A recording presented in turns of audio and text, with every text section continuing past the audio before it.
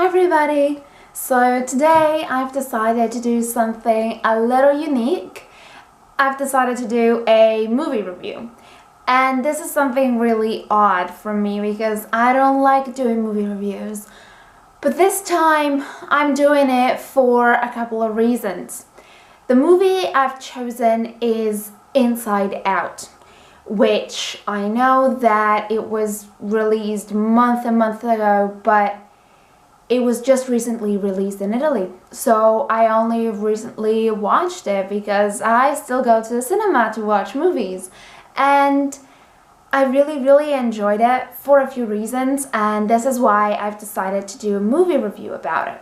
First reason why I loved it a lot was that nowadays it's really rare to find a very nice animated movie. A movie that teaches you something, that really conveys a powerful message. It's extremely rare, especially amongst animated movies. I would say, apart from Pixar and the Ghibli studios, really good companies that make really good animated movies are probably non-existent. And that is a shame because we should make more movies that make us think. Even though we live in a society that doesn't want us to think, doesn't want us to, I don't know, reason critically. We should. It's important. And this is why I loved this movie so much. And the reason why I'm only doing the review now is because in a few weeks, a movie from the Ghibli studios will be released in Italy. I don't know why, but they are releasing many movies. They are releasing, I think, they've released a few days ago, Nausicaa, and I watched another movie from the Ghibli studios a few weeks ago, but they're releasing one, which is probably my favorite movie from the Ghibli studios, which is, what's that called? Tomb for the Fireflies. And I will probably do a review of that one as well because I think it's so perfect when it comes to current affairs. It is just the perfect thing, and it's a everlasting movie. I think the messages and the key message that it conveys, it's perfect for nowadays, and it's perfect for any age, really. So the reason why I'm doing this review about Inside Out is because the release of so many amazing animated movies made me think that maybe we should raise more awareness about these movies. And I know that Inside Out was a big movie and a lot of people watched it, but I mean, there are still better movies than Frozen, you know what I mean? I still want people to focus more on movies that can offer us something new, something a little different. Frozen is great, but it has taught us a very common lesson, you know, which is sort of brotherhood love. And there's something more about animated movies. There are so many different messages that we can learn that go beyond that, that are new, that are different. And Inside Out teaches us that. So what I've decided to do is I've written down on my pad some questions about it. Some questions that my friends asked me because we talked about the movie. Some questions that I asked myself or that I saw online and that people ask each other about the movie. So I've decided I'm gonna just answer the questions, sort of a Q&A kind of thing, and I hope you like this video. If you like it, please give it a thumbs up, and don't forget to comment below what's your favorite animated movie of all time. I would love to see that. So let's get started with the first question. First question is, what was your favorite emotion? And this is hard because I'm the type of person that never goes for the main characters. I don't know what's up with me. I cannot fall for the main characters. There must be something wrong. I don't know. But I think the one that really made me go crazy was this Gust, because she was so funny. I mean, I loved her to bits. It was great. She was absolutely fantastic, and I absolutely enjoyed it. I loved I loved her. I don't know. I loved her comebacks, and I thought she was really, really fun. Although I loved the characterization of each different emotion. I really loved all of them. And I loved how they are sort of personified in a very, very clever way. Like rage is sort of an old grumpy man, and fear is this really skinny tall guy. I mean, it really sort of strikes a chord in a way. I don't know, but also like the physical appearance of emotions really, really is wonderful and wonderfully done. So I loved all of them, but I would say Disgust, because I thought she was great. She was just spot on. I loved her. What emotion do you relate to the most? This is an awful question, because I would say sadness. I know it's awful, because it's like, oh my gosh, everybody's gonna think, are you always sad?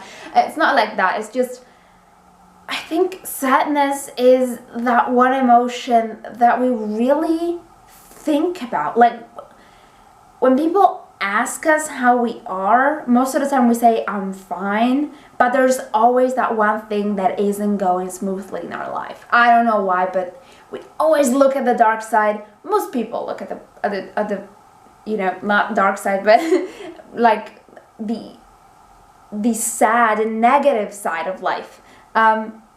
We look at what is going wrong and not what is going right. So only a few people can really relate to happiness. I mean, I bet you can go down in the street and ask like 100 people, are you really happy? And they're probably gonna say no, because there's always that one thing that is missing in everybody's life for some reason. So I think I would say sadness, and I think a lot of people would relate to that. Although some people might say also anger. But I think sadness, because whenever we think of an emotion, I think we look at the wrong side sometimes, and I do. I'm not a very. I try to be positive around negative people, but if I'm around positive people, I become negative. I don't know what's wrong with me, but it's just how it is. And I think that is the one emotion that I relate to the most, because I really do feel for her in the movie, and I understand her, and for some reason, I don't know, it feels like the emotion that we think we are feeling, or we actually are feeling most of the time, and that is really sad. We should be happier, but that is difficult. So I would say sadness, although it's really sad. What was the key message in the movie, in your opinion? The key message, I think, is pretty obvious. I think the key message is actually that it's okay to be sad. It's okay to be sad, and it's okay to let sadness take over sometimes. I think that nowadays we live in a society where crying shows your vulnerability, and we try to avoid showing our vulnerability. We live in a society where the stronger you are, the better you are, and I think that is a very, it's almost a disturbing message, because it's not true. It's not like being weak, being sad, or being or crying makes you a weak person. It makes you someone that isn't afraid to show their emotion. And I think this is the key message. Just show your emotions, and do not shut them off. Do not allow yourself to put some emotions aside. Sometimes you have to let some of these emotions that you usually don't express, you have to let them out. And I think this is what more or less the key message is about. Second thing, what was the most touching moment? The most touching moment, I will say, not gonna lie, to me, was when Bing Bong sort of sacrifices himself to let Joy get back to headquarters from the memory dump. And I thought that was beautiful because it was a way of saying goodbye to your childhood. And this connects me to the last question that I've got, which is what were other messages that the movie was trying to convey. And I think one was that at some point you have to understand that you have to let go of the past. You have to let go. It doesn't matter if it was your childhood or your pre-teenage years. You have to let go of it because life moves on, and there are certain moments in your life that you're not going to get back. And although you may get nostalgic and angry and then sad because you want to get back to them, just like Riley does, sometimes you have to understand that you have to let go. And this is what Bing Bong does. And Bing Bong is such a fantastic character because I think he is so funny. He's so exhilarating. He's so hilarious. He looks also really childish, but in the end he makes the most mature gesture, which is to let go of the past, which is incredibly difficult, and it takes a lot of effort and a lot of maturity to do it. And in the end he shows that we all have it inside ourselves, and at a certain point we either do that or we'll never move on, we'll never grow up, we'll never take a step further. And that doesn't mean that we have to forget everything that happened before, but look at it in a different way. And this is what happens at the end of the movie, I think, when finally Joy understands that she has to let sadness take over for once. And sadness is what makes Riley snap and actually go back home. So she saves Riley, because in that occasion Riley needed to be sad. She needed it to understand that the past, it was gone, and she couldn't get back to it, no matter how angry she was or how much she tried. She just couldn't get back to it. She had to be reasonable, and being reasonable sometimes sucks. And Riley proves it. And what sadness does in the end is that she basically grabs the memory and she turns the memory from happy to sad.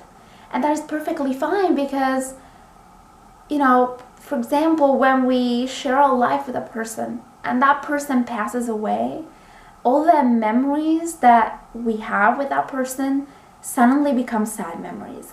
And yet they still remain the exact same memories as before, because the emotions that we feel when we look at certain memories or certain events that happened actually change during our lifetime depending on the experiences that we have.